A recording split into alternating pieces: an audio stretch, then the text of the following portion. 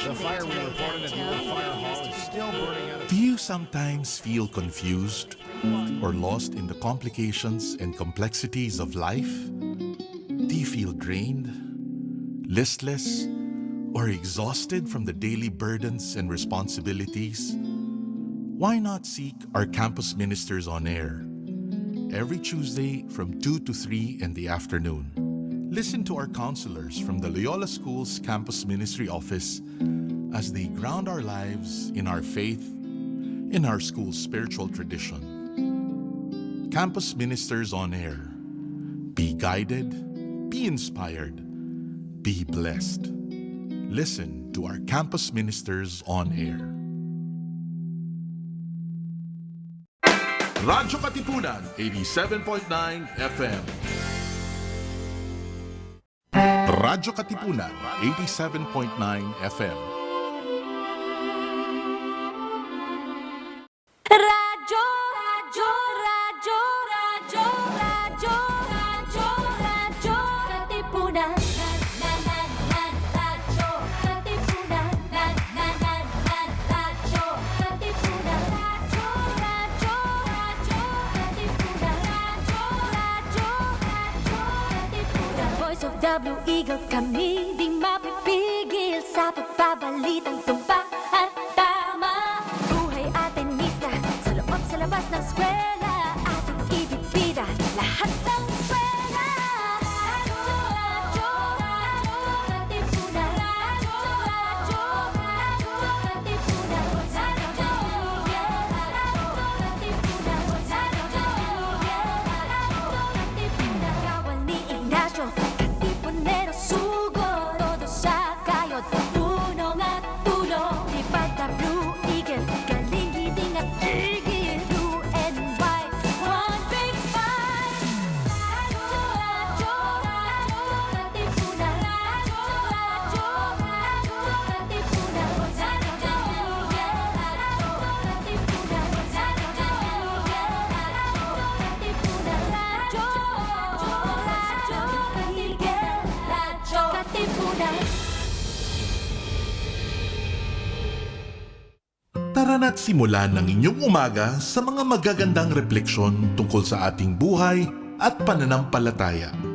Kasama sina Cardinal Luis Antonio Tagle ng Manila, Father J. Boy Gonzales at Father Nono Alfonso ng Kapisanan ni Jesus, Father Cali Llamado ng Manila Cathedral at Binibining Risa Singson Kaupeng ng Light of Jesus Community dito sa Kapit Pandasal sa Radyo Katipunan 87.9 FM. Huwag makipag-agawan. Magandang araw po sa inyo. Kape at pandasal na po tayo. Ako po si Cardinal Chito Tagle.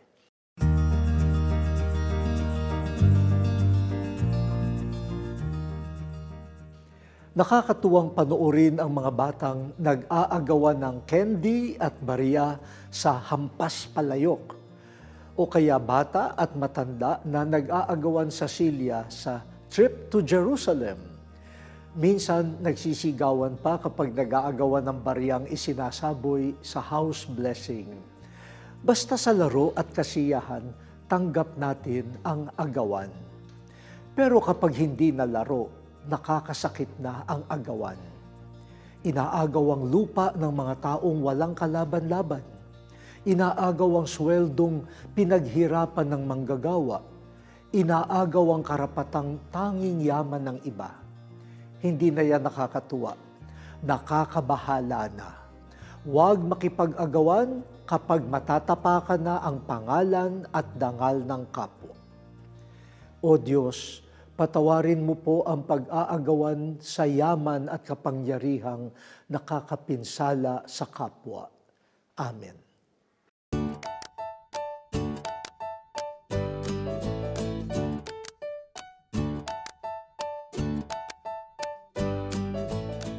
The Voice of the Blue Eagle, Radyo Katipunan 87.9.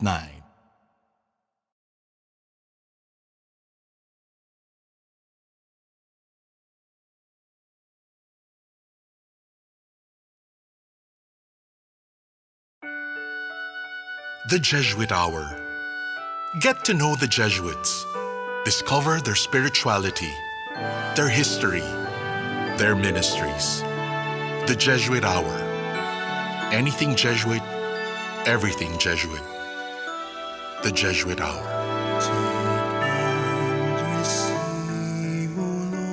Good morning mga Katipuneros. Magandang umaga po sa inyong lahat. Welcome to our show here at Radio-Katipunan 87.9 FM, the Ateneo Campus Radio. This is the Jesuit Hour and I'm your host, Father Nono Alfonso as Jay. Good morning po sa inyong lahat. Of course, it's Tuesday, March 2, 2021. Marso na po. Yes, it's March already. Tapos na ang araw ng mga puso. Pero sabi nila, it's still the season of the heart because it's Lent. We are journeying towards the heart, the very heart of God. Naks naman. Okay, so welcome po sa inyong lahat. Pampagana lamang yon. Let's begin our show with a prayer in the name of the Father, and the Son, and the Holy Spirit. Amen. O God, whose Son, Jesus Christ, cared for the welfare of everyone and went about doing good to all, grant us the imagination and the resolution to create throughout the world a just social order for the human family. Make us agents of your compassion to the suffering, the persecuted, and the oppressed through the Spirit of your Son, who shared our human sufferings, our pattern and Redeemer, Jesus Christ. Amen. And glory be to the Father, and to the Son, and to the Holy Spirit, as it was in the beginning, so ever shall be, world without end. Amen. Yes, tamang-tama po yung panalangin na yan. No? We really chose that. It's a prayer from Norwich Cathedral in England. And it's a prayer that we may have a social order that is humane, kind to humanity. At yan po pag-uusapan natin ngayon. Ano? It's been what? It's almost a year, or actually it's been a year since the pandemic began. And dito po sa Pilipinas, by March 15, the first lockdown, we will celebrate. We will mark that rather. No? So we've been talking here about the spirit, how we have coped individually, even as families. But what about organizations? Yan po ang pag-usapan naman natin. What about organizations? How are organizations, companies, corporations coping with the pandemic? Yan ang po ang pag-uusapan natin. Of course, we know that experientially, no? Dahil marami sa atin ay work from home. Ano na nga bang abbreviation niya? WFH. Yon. So, mga organizations po are struggling and yet they're trying to cope and even thrive in this pandemic. So, we have invited an organizational development expert. Yan naman, no? Expert, ibig sabihin, matanda ka na. Okay, so let's introduce him formally. Okay, so he, of course, graduated from the Ateneo de Manila University with a degree in political science. Ayan, tama ba yan? And then, pareho ba tayo, Father Nono? Of Political course. science ka din. and then, of course, an MA in philosophy, and then proceeded to the University of Liverpool, Master of Science in Organizational and Business Psychology. He is now the senior consultant at Access for Progress Limited, he is based in Singapore, my dear friends. Please welcome once again our dear friend, Mr. Eric Santillan. Good morning, Eric. Good morning, Father Nono. I'm happy to be here to talk about another aspect of my life. We talked about spirituality when you first guested. Yeah. But of course, this one is something close to your heart. Yeah. Organizations, the life of organizations. So I guess the first question, therefore, is in general, how was this pandemic affected organizations in your own assessment?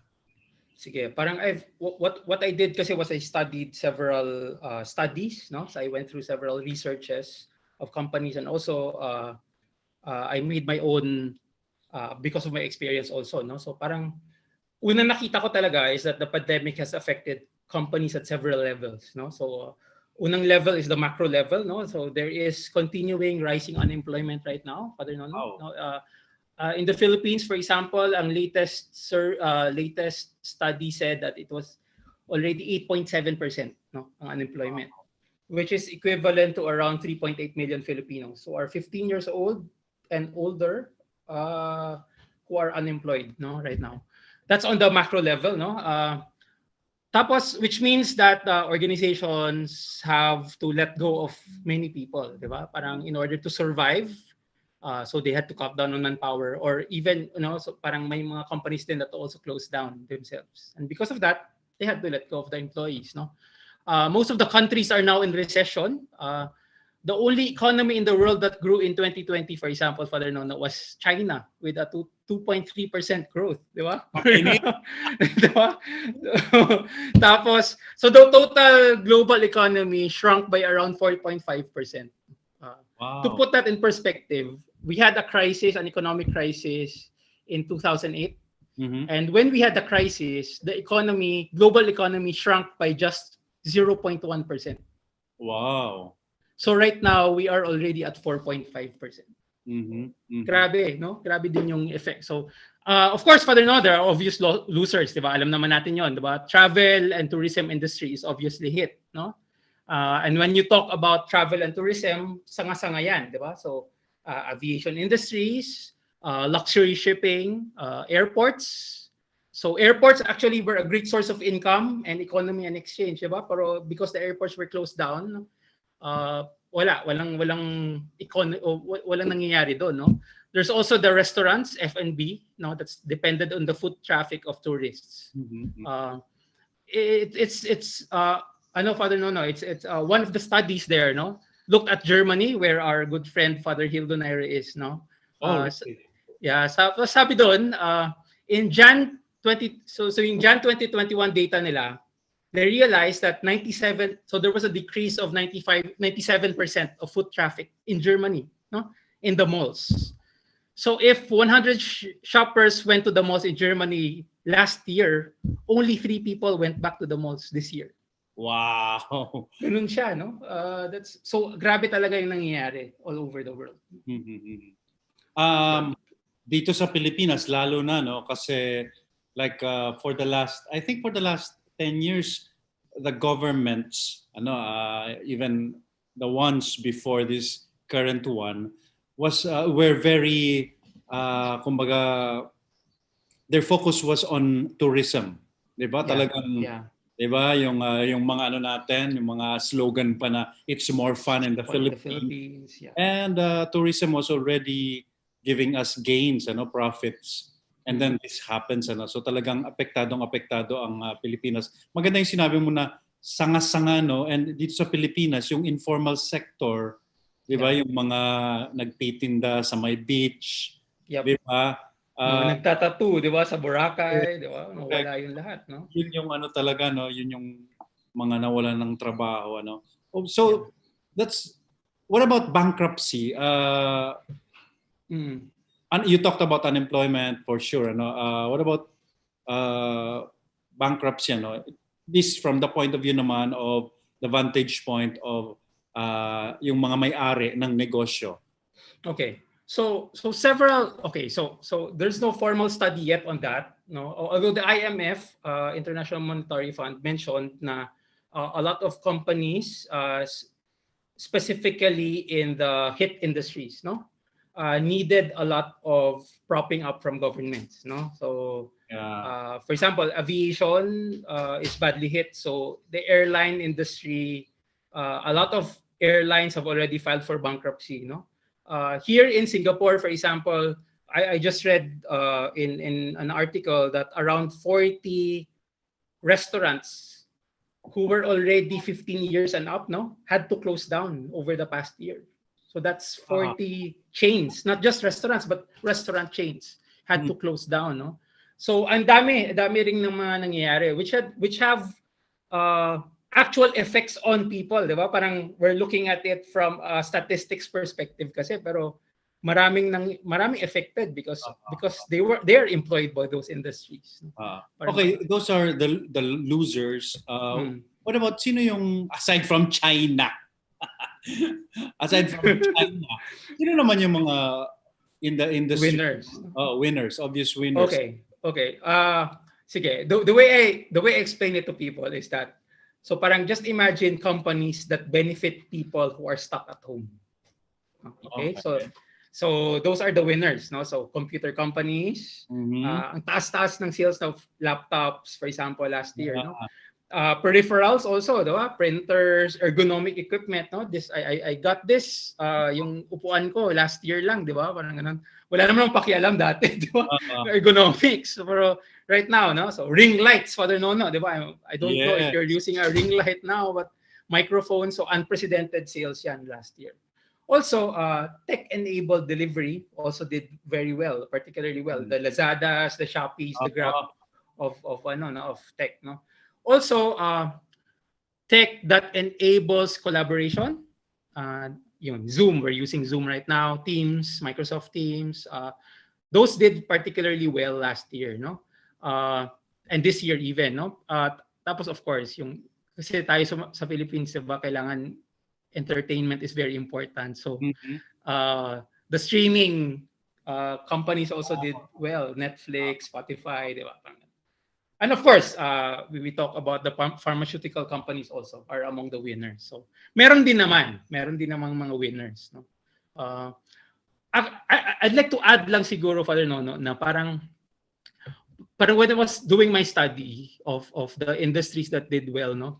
Parang within the industries, meron actually mga companies that did particularly well, even if the whole industry was not doing as good, no? And parang, okay, so parang on a personal level siguro, no? If you look at the people who did well in this pandemic, they are the people who shifted their thinking from, why is this happening to me, to what is this event trying to teach me? No? Parang ganun siya. So that's on the personal level, no? Na-realize natin na on the organizational level, meron ding nangyayari na ganun, no? It's very interesting, no? It's not just on the individual level, no? So on the organizational level, the organizations who did really well are those who moved really fast, no? From bargaining to acceptance, no? Parang yung mabilis yung tawag doon, the technical term is rapid adaptability, no? So, for example, my wife works for Unilever dito sa Singapore, and what they did was that the brand teams who handled products like Dove, Axe, or Clear dropped everything and worked on Lifebuoy to produce hand sanitizers and masks, no?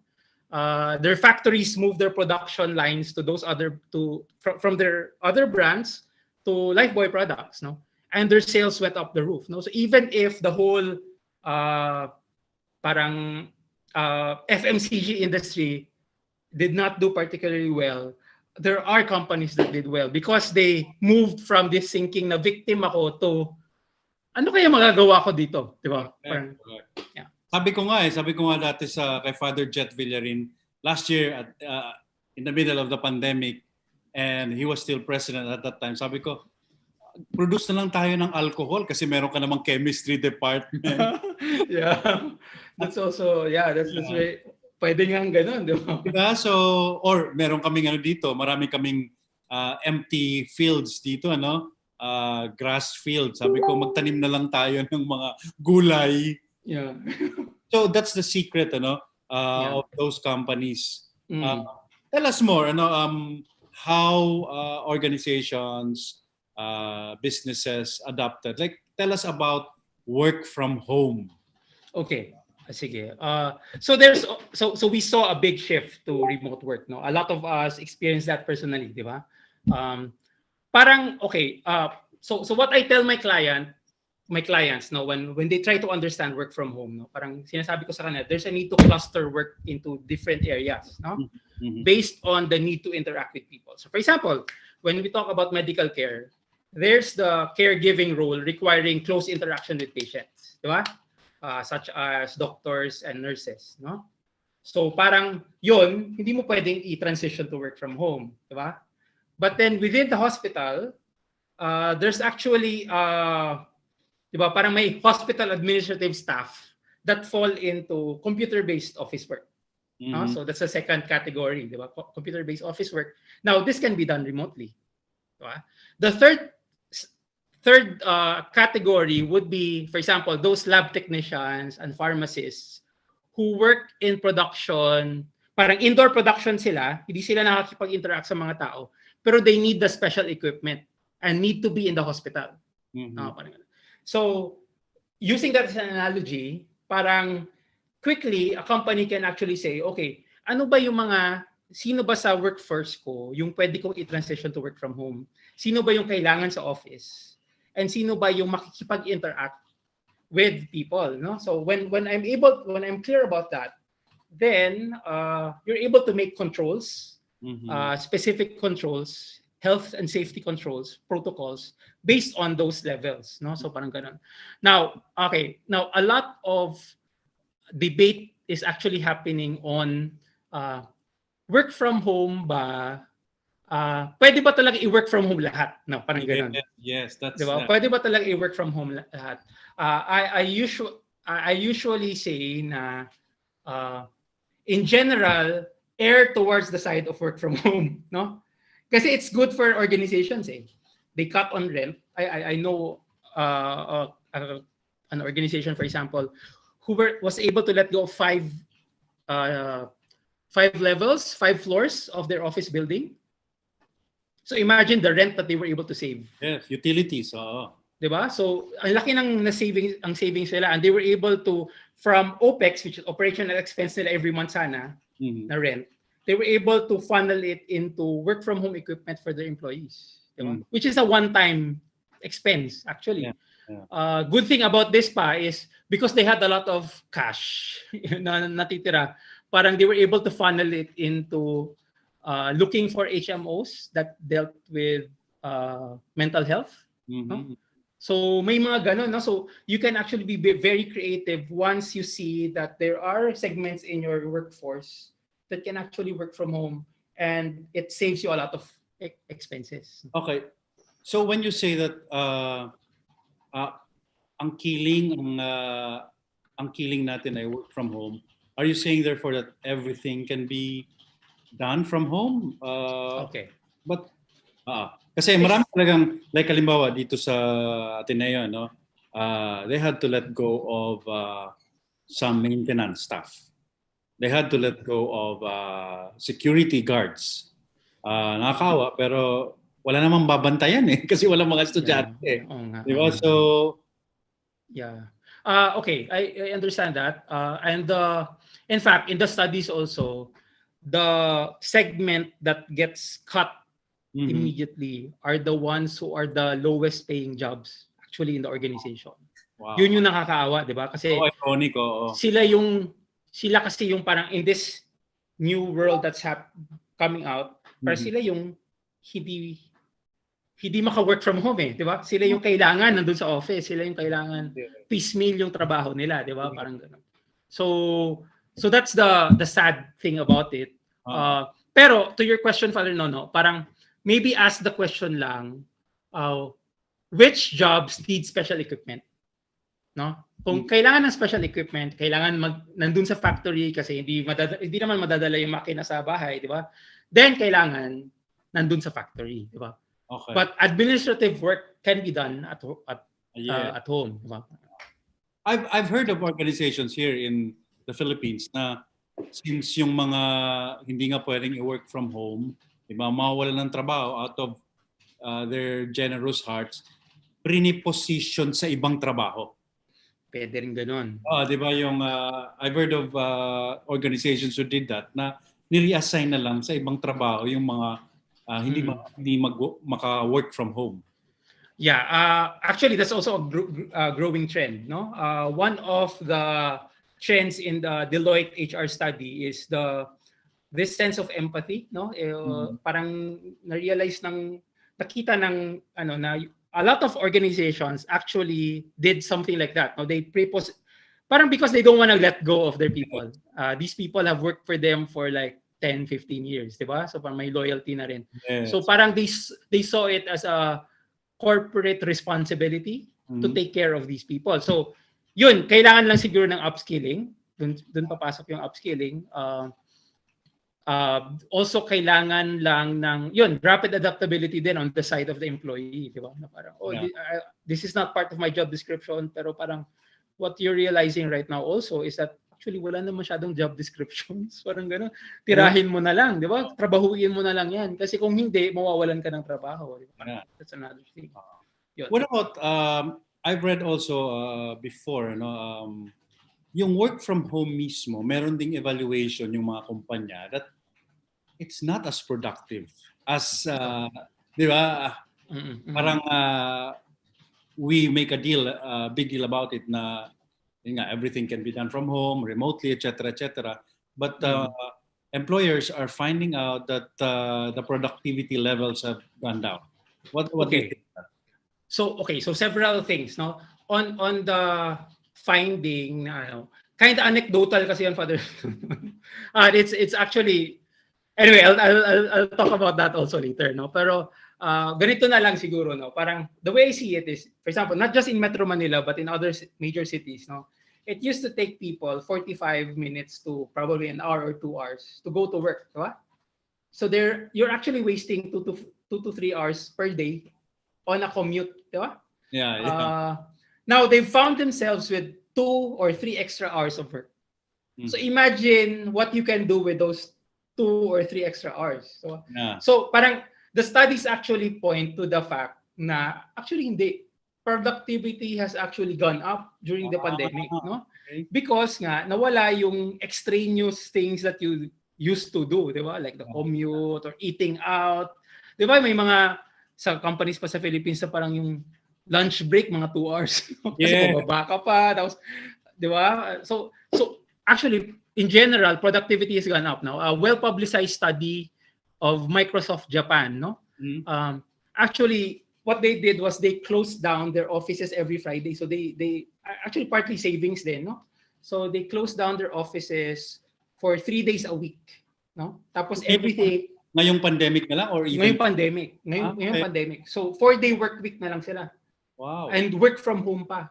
Tapos they found out actually the productivity jumped by 40% in terms of sales per employee. So parang the numbers actually show us that productivity is actually higher pag work from home. No? Of course, you need to have controls, di ba? You need to have technology controls for that also. Kasi minsan nga, ganun din. No? Parang, by the way, because of those studies also, Father Nono, Spain just started a 4-day work week last month.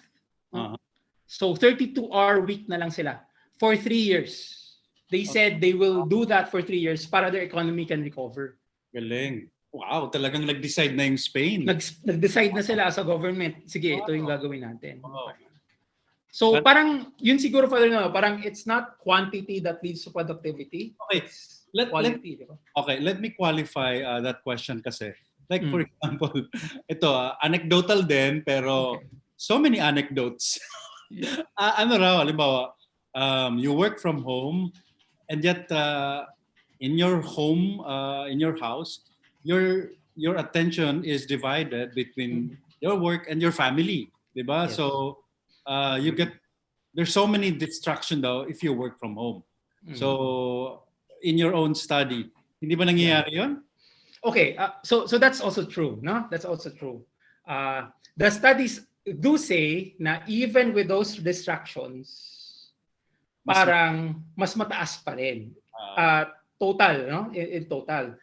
Also, actually, you also think about the anecdotes of people working in the office, di ba? Na parang actually very distracted ka rin sa office, di ba? Parang totoo din yun eh. Daming chismisan. Daming extraneous na work, di ba, na nangyayari, parang gano'n. Especially yung mga I know you have studied this, yung mga companies na yung workplace, people are just divided by cubicles. Nako, grabe mga chismis. Totoo yan. Tapos parang ang bilis, di ba? Parang, uy, kape muna tayo sa baba, di ba? Tapos wala, di ba?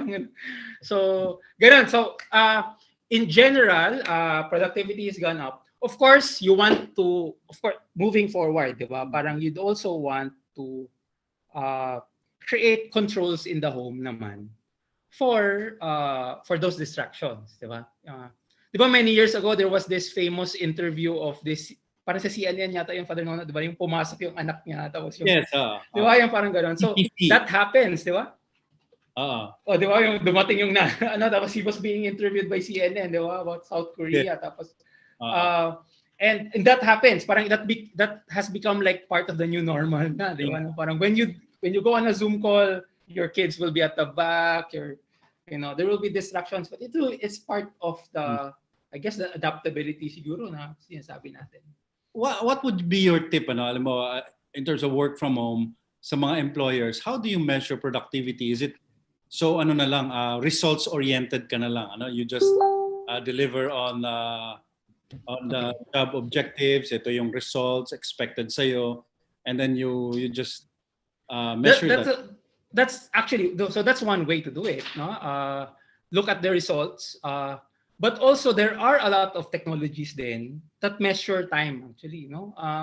Ako, for example, di ba, because I divide my time with several clients, OC talaga ako in measuring time, no? This is how much I spend time with client A, this is how much I spend time. Kasi billable hours yun, di ba? Parang gano'n. So, in fact, parang... Huwag mo akong ibibil, ha? Nakalagay din sa time ko.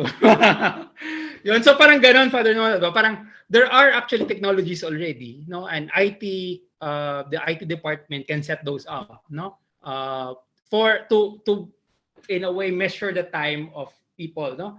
The other way is to look at total productivity, no? Nasasubmit ba on time yung projects? Nasasubmit pa yung nako-close ba yung loops on tasks, 'di ba? Parang gano'n.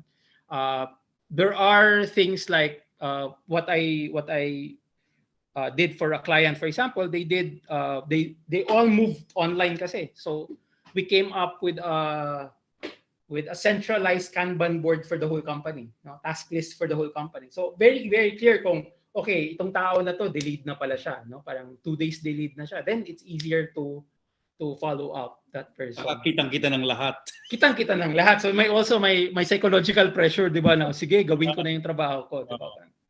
Okay, still on the issue of work from home, whatever happened therefore to yung you're the OD expert, companies try to build parang corporate culture, community, a sense of community, teamwork, etc. So that would require face-to-face interactions, di ba? Yeah, okay. Actually, sobrang ganda ng question na yun. We actually did, we actually went through company experiences about culture, no?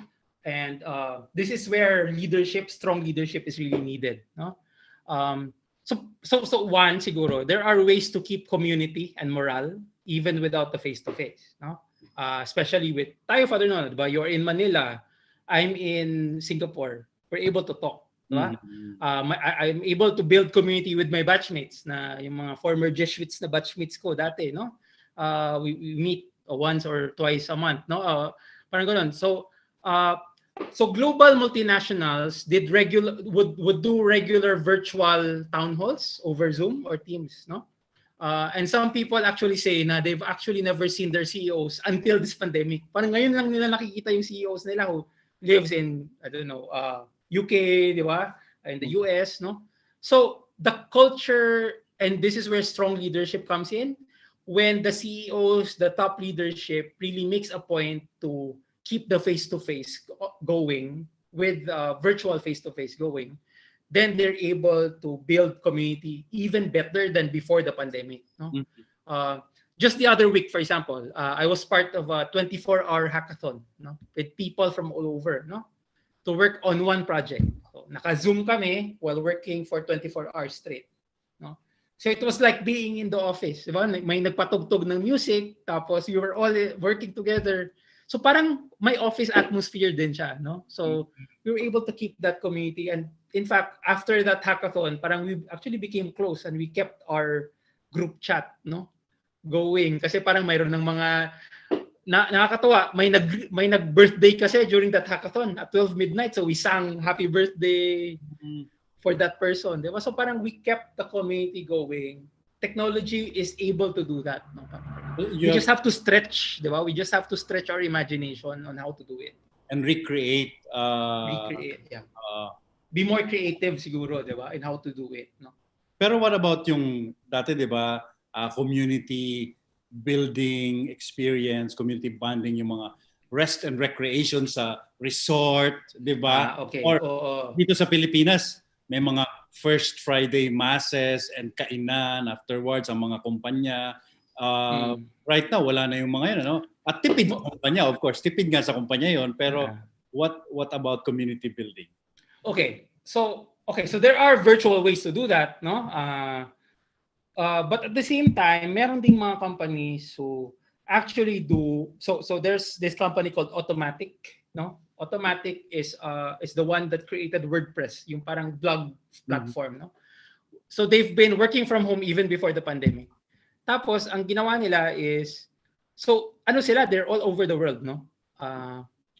Parang ad dispersionem, di ba? Parang ganun sila, no? Pero ang ginawa nila, Father Nono, is they would meet once a year. I don't know this year kung magagawa nila, pero once the travel bans have stopped daw, they've done this for several years already. They have community building and retreats, no? Every year. They meet in a place like Bali, for example, they all meet, no? So pwede rin ganun, no? Pwede rin may version of that, no? Kasi yung mga tao din, kailangan din siguro talaga ng makita nila, di ba?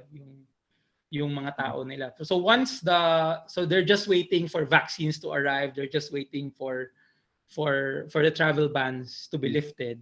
And then they will start doing that. So maybe companies can also do that, no? Companies can also start thinking about that, no? Okay. Let's talk about... Sige, Father, no? Go ahead. Parang, siguro, no? Parang, I guess just to add siguro, kasi parang when we look at, for the leaders, no, when you look at cycles in this pandemic for organizations, parang I saw 3 distinct cycles, no? The first cycle is yung parang yung OC tayo about safety and health, di ba? Parang gano'n, no? So ba tayo OC, that's the first cycle. That's probably the first month, di ba? Health protocols and all that. The second cycle is when you transition to work from home, mas na-accept na yung fact na, sige, kailangan talaga mag-work from home, kailangan ayusin natin yung organization natin to this new normal, di ba? Parang the third cycle that I'm starting to see now with many companies is an organizational redesign, no?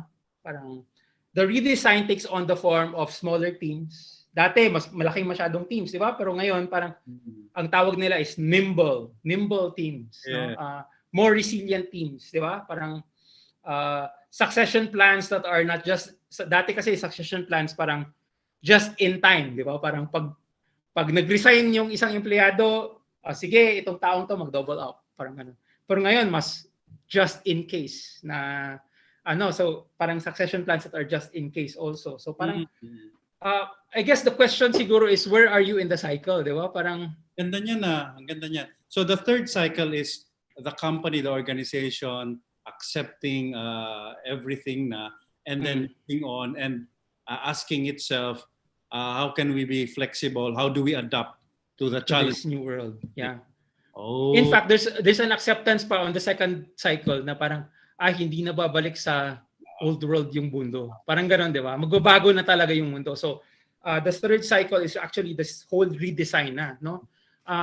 And you have to ask yourself as leaders siguro, where are you in the cycle, di ba? Kasi kung health protocols ka pa rin hanggang ngayon, baka late na yung organization mo, di ba? Kailangan nag-redesign na kayo. May vaccine na di ba? May vaccine na, health protocols ka pa rin. Okay.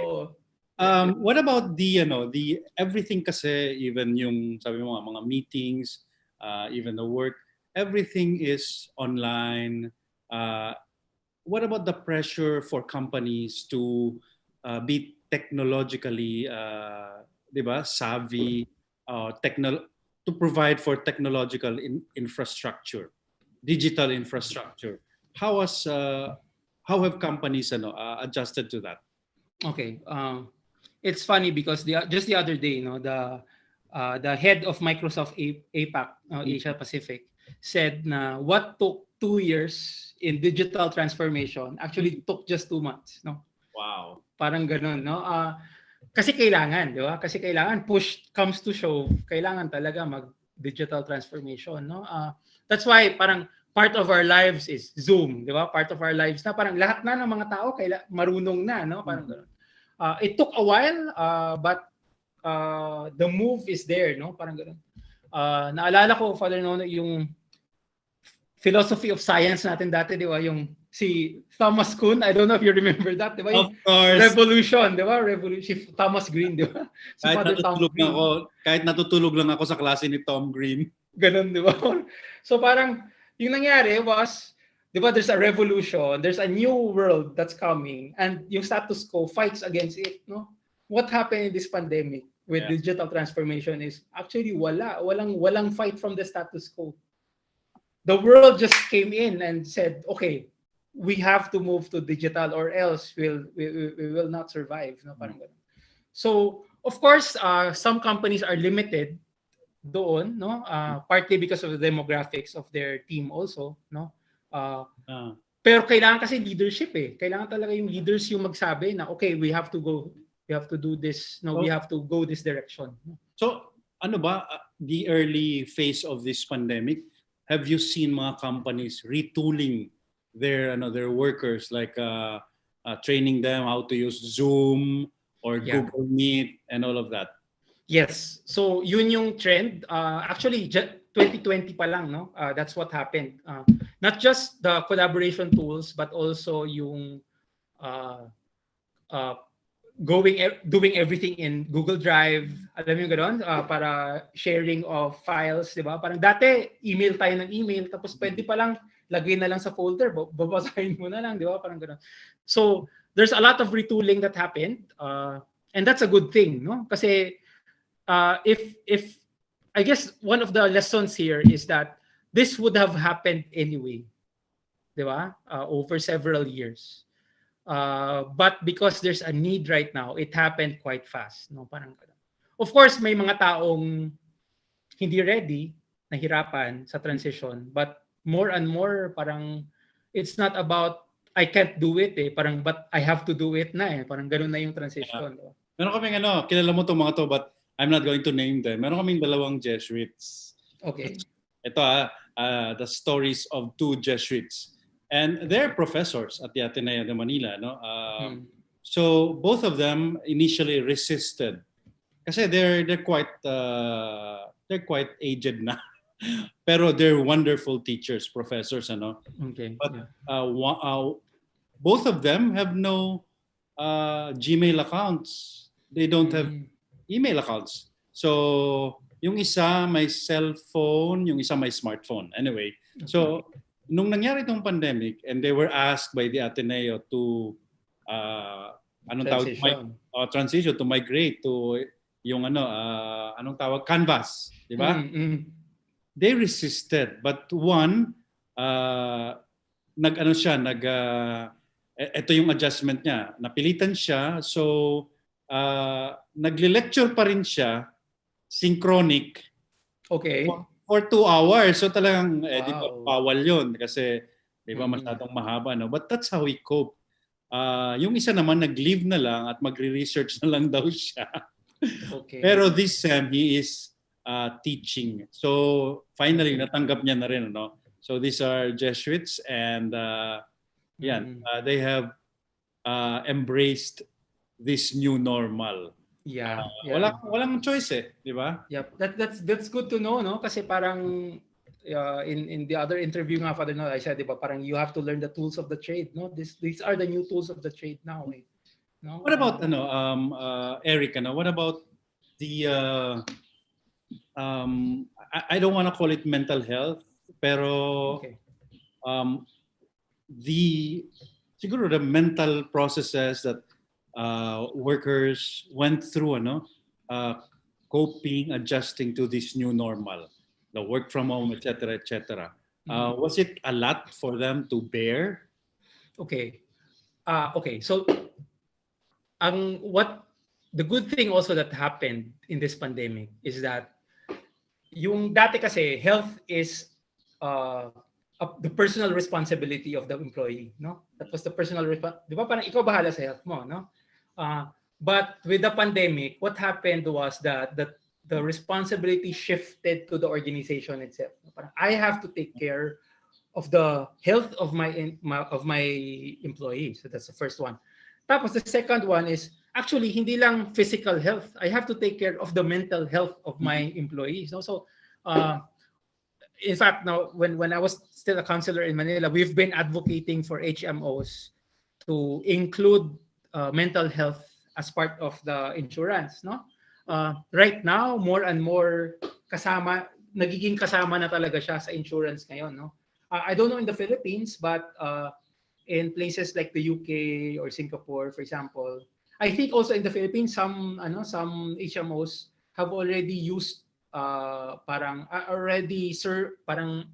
giving mental health like counseling and therapy, no, as part of the insurance, no, as part of the HMO. So yun yung shift, Father Nono, that was very critical, no, the shift from thinking that the employee is responsible for his or her own mental health to for my employees to be productive, I have, as an organization, I have to take care of the mental health. Pero marami bang who went to depression? Yes. Or any other among the staff? Yes, especially during the first part, no, kasi yun yung transition part, eh, no. Sa studies would tell us na the first 3 months was very critical, no. Ito yung pinaka-highest levels of low-grade depression and parang suicidal rates, no? Wow. Kasi may transition, eh. Pero later on, 3 to 6 months, parang nag-plateau, no? Of some sort. I guess because resilient talaga yung tao, di ba? Parang natuto na rin siya, di ba? Parang he found ways to cope, no?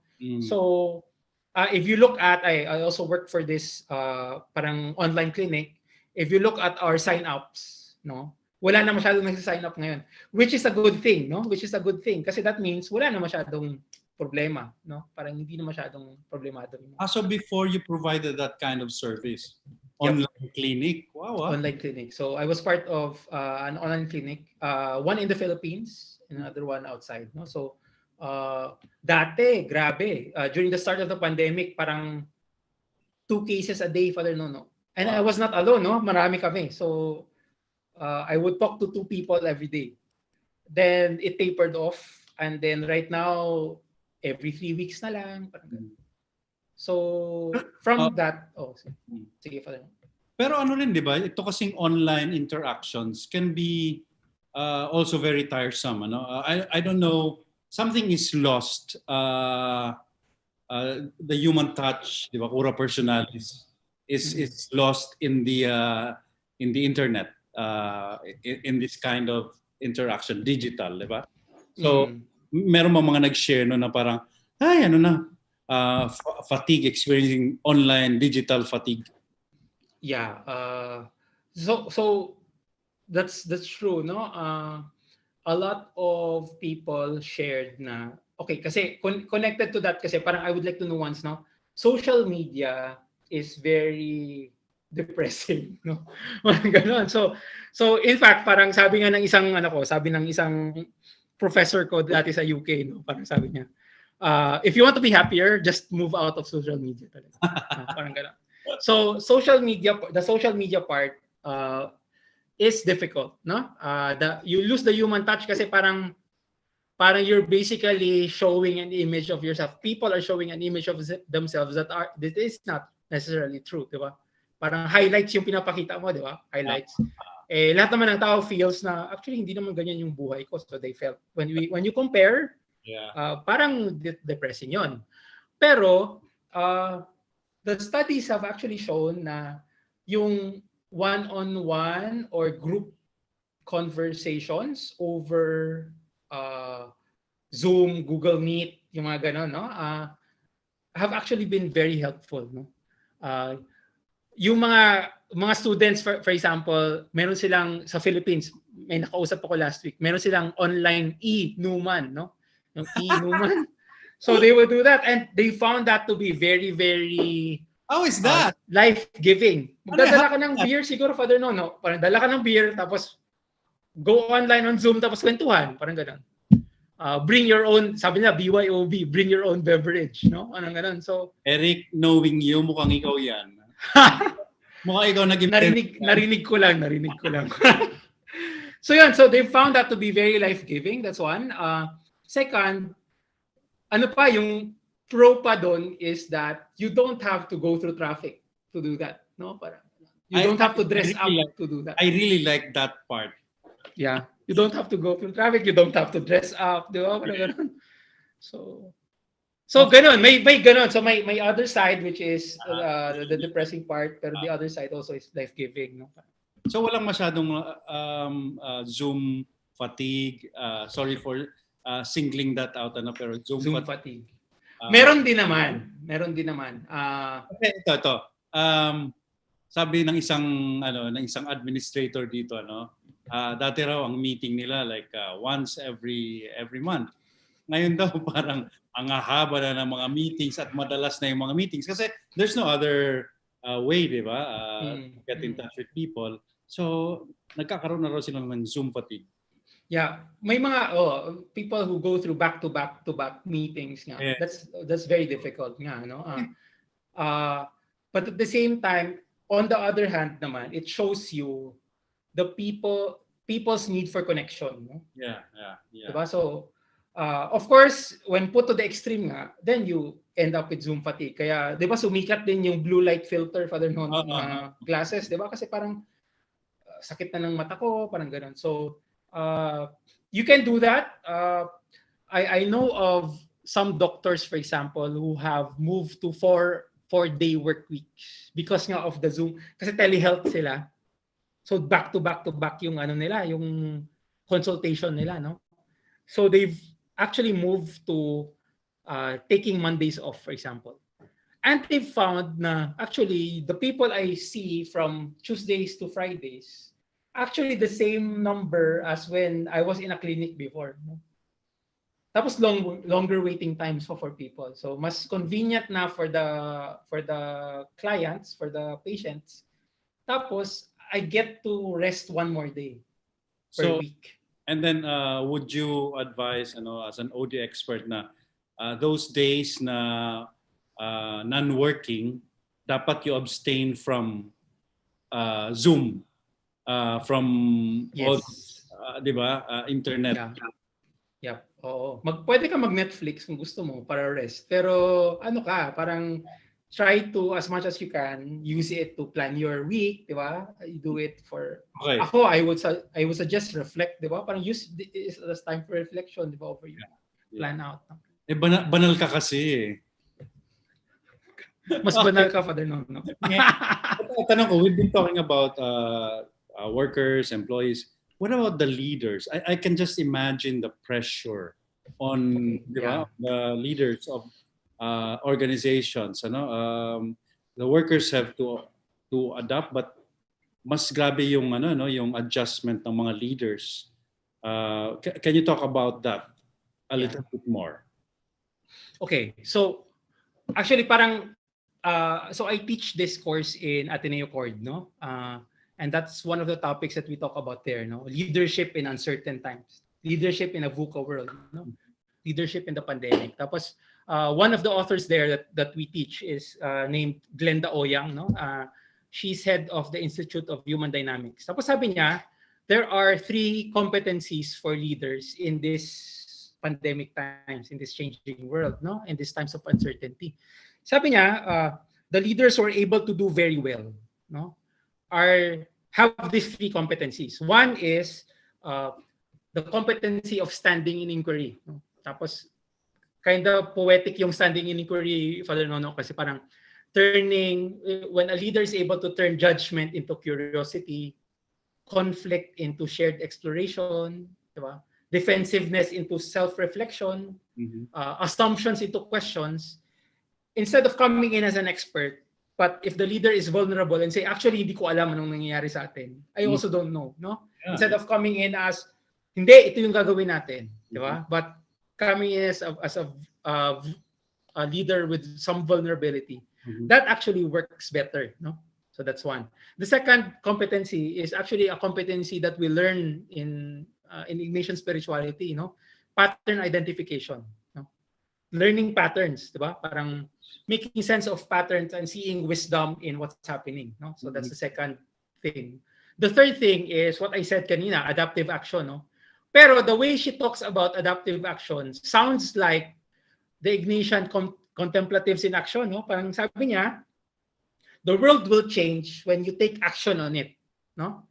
Pero as you take action, you learn and you use this learning to adapt for your next set of actions. So parang it becomes like this cycle of action, learning, no?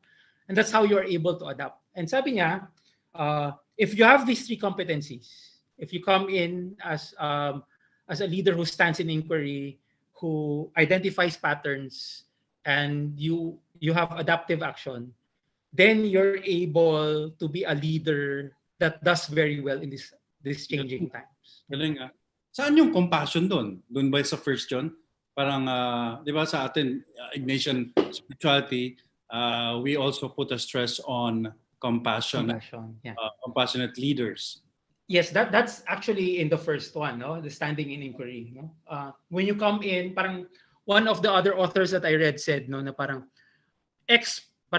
people will realize that they are experts of a world that's no longer there. Diba? So, yeah. Diba? So learners will inherit this new world. Yeah. No?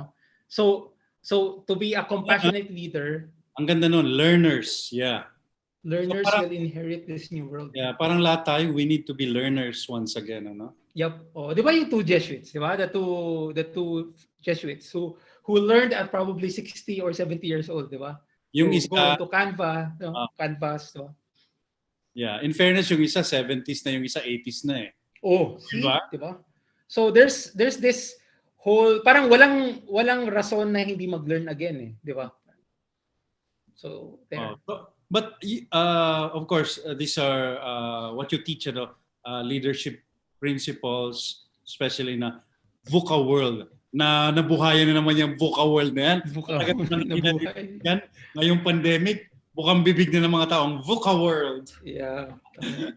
So, anyway, pero may mga leaders talagang from your own studies this past months or monitoring, may mga kumbaga nahirapan. hirap.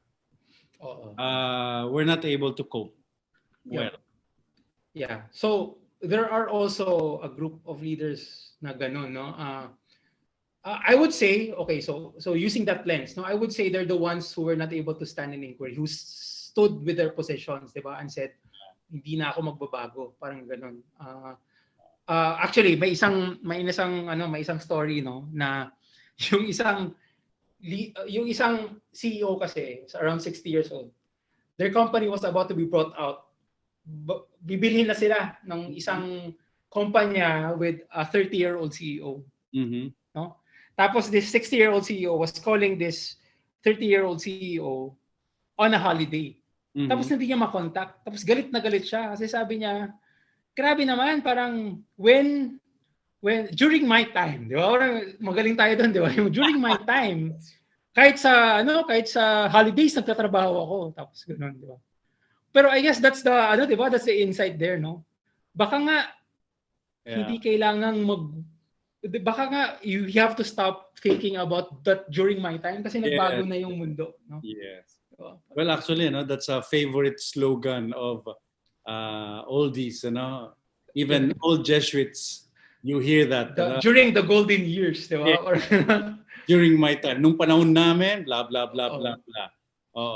Okay, so what about talking about the future, Eric, talking about the future in terms of yung mga new graduates, for example, ng mga universities, magagraduate na naman eh. Di ba? Oo nga. What kind of skills will companies require now? Matagal pa to, no? Mga 2 to 3 years pa raw itong adjustment period ng pandemic. So 2 to 3 years adjustment period, 7 years for the economy to recover, no? That's what they said, no? Okay, so kailangan talaga upskilling, di ba? Kailangan talaga upskilling. Parang yung tinuro sa'yo sa college, hindi na yun yung kailangan ngayon. Di ba? Parang so it's sad, no? It's sad. What you learn in college was actually the skill to learn, di ba? It's the skill to learn. It's not the information. It's more than the information. It's the formation, di ba? That you learned in college, no? So that's one. So look at your sets of jobs, di ba? Parang look at the jobs that are not repetitive. Yung hindi clerical, no? Kasi yung mga jobs na yon, hindi yun ma-automate, no? Kasi yun yung magiging jobs for the future, no? So you focus on the jobs that cannot be automated, that are not repetitive, that are not clerical, no? So those are the jobs that will pay more in the coming years, because those are the jobs that bots cannot do, no? One of my clients, for example, Father Nono, we're out of time, no? Pero one of our clients, for example, they're doing robotic process automation. So yung end-to-end accounting system nila almost nagagawa na ng robot, no? So what used to be done by a bookkeeper dati, ginagawa na ng robot, no? Computers can do it now. So kailangan nang mag-move from accounting to finance. Yung skill is finance skill na, hindi na accounting skill yung hinahanap, no? Parang ganun. So may mga ganun lang, Father Nono, na kailangan. So maybe new graduates can study that, parang look at the trends, pattern identify, tapos study those new things.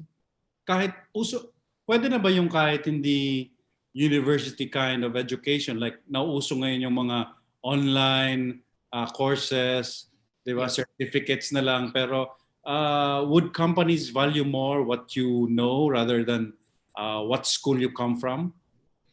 Okay, may transition ngayon. I'm not sure in the Philippines, but of course, coming into work, there's also the foot in the door, di ba?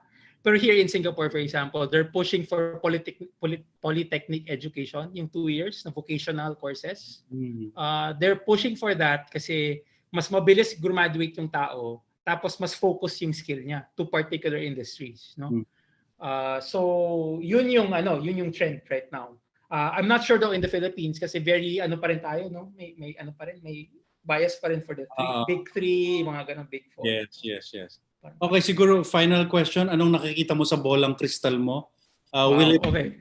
Will it be of course ang concern ko is for the majority ordinary workers in the workplace. Will it be a kinder world for them, world of labor for them? Okay. Parang a lot of impetus will actually happen on the national level, on the government level, and also on the organizational level, no? For kindness and compassion to happen, no? Parang gano'n. Although nakikita natin yung mga trends for that, no? Maganda yung sinabi siguro as to end siguro, no, ni Arundhati Roy, yung isang Indian author. He said his piece is called Pandemic is a Portal. Sobrang ganda, di ba? Parang he said that historically, pandemics have forced humans to break with the past and imagine their world anew, no? And that's a very beautiful way to look at the pandemic, no? As a portal between what was and what will be, di ba?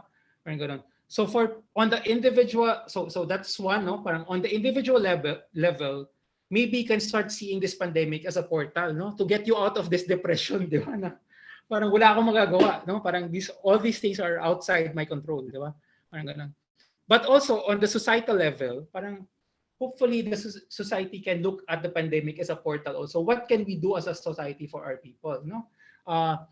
In general, the trend is on going for more socialist economies, Father Nono. Parang, di ba parang may break from the capitalist na parang, ikaw na bahala sa sarili mo, di ba?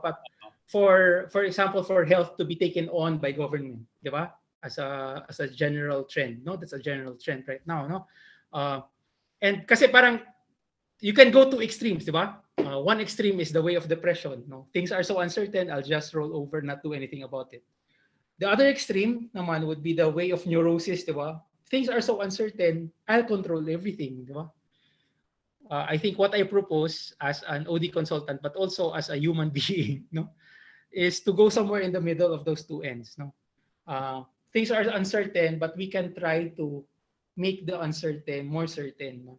by trying to identify patterns and then acting on it. Galing. Ang galing-galing.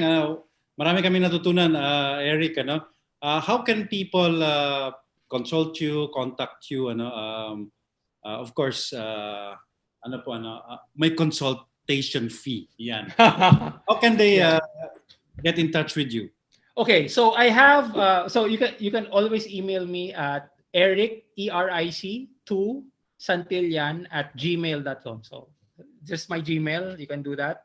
I also have a calendar that I can share to Radio-Katipunan for 1 hour consultations. No? Wow, thank you so much, Eric. And regards to your family, stay safe. Yes. Salamat, Father Nono. Thank you. Until next time. Yes, until next So time. much. Thank you. Okay, yan po si Eric Santillan, consultant, OD expert. And I hope we learn many new things from him. We are all part of whatever organization. So nakatulong po sana yung aming programa ngayon.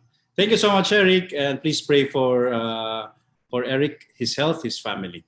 Hanggang sa susunod po, mga Katipuneros, this coming Thursday, our guest is isang idolo natin, Dr. Gus Rodriguez. First time in Radio Katipunan. So abangan niyo po yan.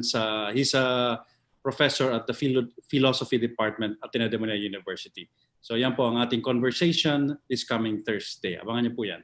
Hanggang sa muli, in the meantime, have a happy lunch. Bye-bye!